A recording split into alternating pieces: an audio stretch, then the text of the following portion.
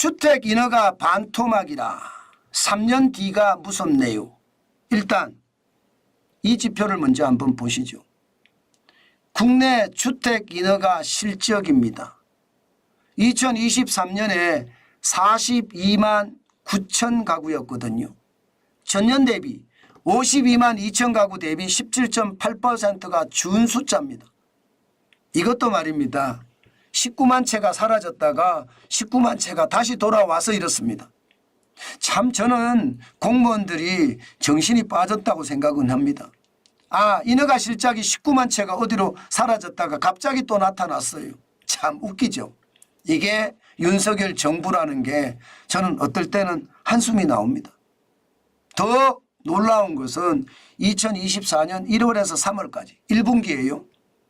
7만 4,600 가구가 인허가 됐습니다. 전년에 9만 7천 가구 대비하면 22.8%가 떨어진 숫자예요. 여러분, 작년에 17.8%가 줄었는데 올해 22.8%가 또 줄었습니다. 그러면 공급이 그만큼 문제가 있다는 거죠. 공급이. 여러분도 알다시피 공급에 문제가 생기면요. 그만큼 말입니다. 수요는 그대로라고 했을 때 가격은 폭등합니다. 주택 인허가가 나고 집을 짓는 데까지 시간이 한 3년 정도 걸린다고 감안을 하면 앞으로 3년 뒤에 가면 주택의 공급이 확 떨어진다는 이야기잖아요. 주택의 공급이 확 떨어진다는 이야기는 지금 집값이 폭등한다는 이야기입니다. 저는 이것이 말입니다. 앞으로의 어떤 문제에 더 크게 만들어낸다고 생각합니다. 오죽했으면 3년 뒤가 두렵네요. 이렇게 이야기할 정도일까요? 아마 많은 사람들은 말입니다. 벌써 부동산 시장에 대한 어떤 감을 가지고 집을 산다. 저는 이렇게 해도 지금은 현실이라고 이미 생각을 합니다. 어디 그뿐입니까? 주택 인허가 실적만 준 게 아니에요. 착공도 마찬가지입니다. 착공도 2023년에 24만 2천 가구거든요. 전년에 대비해서 36.8%가 줄어든 숫자입니다. 게다가 10년 평균이 56만 9,874가구였거든요. 56만. 그런데 2023년이 24만 2천 가구니까 이거 착공은 더 문제라는 거잖아요. 게다가 여러분 2024년 1월에서 3월에는 4만 5,400가구밖에 안 됩니다. 전년 대비해서 또 20.6%가 떨어졌습니다. 저는 이렇게 가면 사실 이 지표로 봐서는요. 지금 집 사야 됩니다. 지금 집 사는 게 맞아요. 이게 2, 3년 뒤에 가면 진짜 폭등한다는, 신축 아파트가 폭등한다는 이야기가 저는 틀리다고 생각하지 않습니다. 그 정도의 충격이 넘친다는 뜻이에요. 지금 착공이 안 되는 이야기는요. 워낙 건설비 많이 올랐잖아요. 인건비 많이 올랐잖아요. 그러니까 재건축 조합하고 재협상을 해야 돼요. 그런데 재건축 조합은 이미 계약을 했는데 왜 재협상이냐 이렇게 나오거든요. 그러니 여기서 시장의 문제가 굉장히 심각해지는 거죠. 결국은 협상을 거쳐서 결국 협상을 하는데 그 협상을 하는 시간이 많이 걸리고 그러다 보니까 말입니다. 시장에 저는 충격이 더 많이 왔다. 저는 그렇게 봅니다. 어디 그뿐입니까? 분양도 마찬가지입니다. 분양도 말입니다. 올해는 좀 낫습니다. 지금 분양이 잘 돼요. 그러나 작년에는 전년 대비해서 33.1%가 준 숫자입니다. 10년 평균이요. 35만 2,063가구입니다. 그런데 작년에는 19만 2,400가구 33.1%나 준 숫자. 그것도 작년 대비 작년은 28만 7,600가구였는데 그러니까 이게 인허가도 줄고 또 착공도 줄고요. 분양도 줄고요. 올해는 조금 늘어나요. 76.3%가 늘어났으니까 작년보다 낫다예요.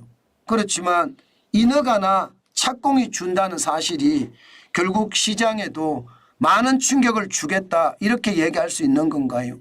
충분히 그렇게 이야기할 수 있을 것 같습니다. 그만큼 상황 자체가 말입니다.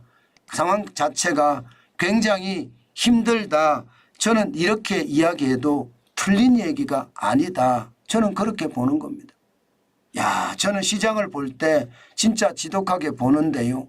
이게 공급에 대한 문제가 크게 생긴다는 것은 가격이 폭등한다. 이 말과도 일맥상통합니다. 실질적으로 말입니다. 서울 아파트 매매값이 올라가고 있습니다. 5주 연속 올라가요.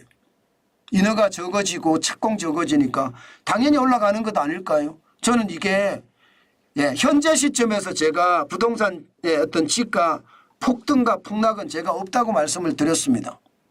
그렇지만 장기 시점 또 아주 장기 중에서도 한 10년 후 시점 다 다른데요.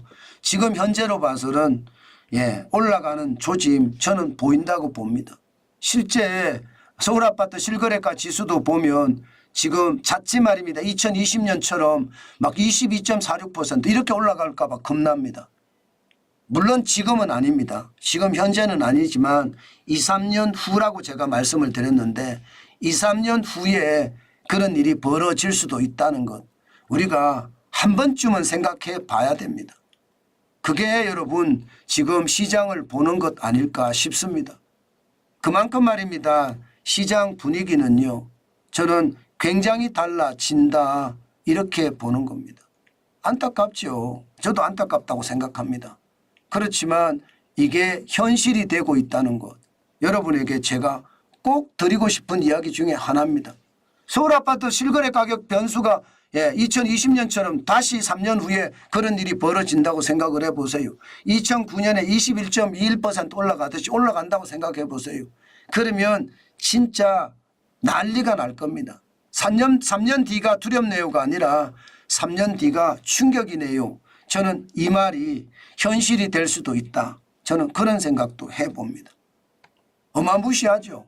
무섭죠. 저도 그렇게 생각합니다. 어마무시하고 무섭다고 저는 생각하는 겁니다. 그 정도로 여러분 시장의 불안감 저는 크다 이렇게 보는 겁니다.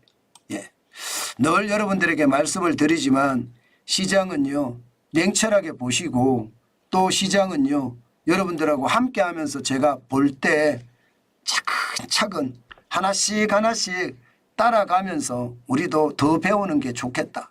그래야지 주식이 집값이 폭등하기 전에 집을 살 수 있겠죠. 저는 그런 생각 한 번 더 해봤으면 좋겠습니다.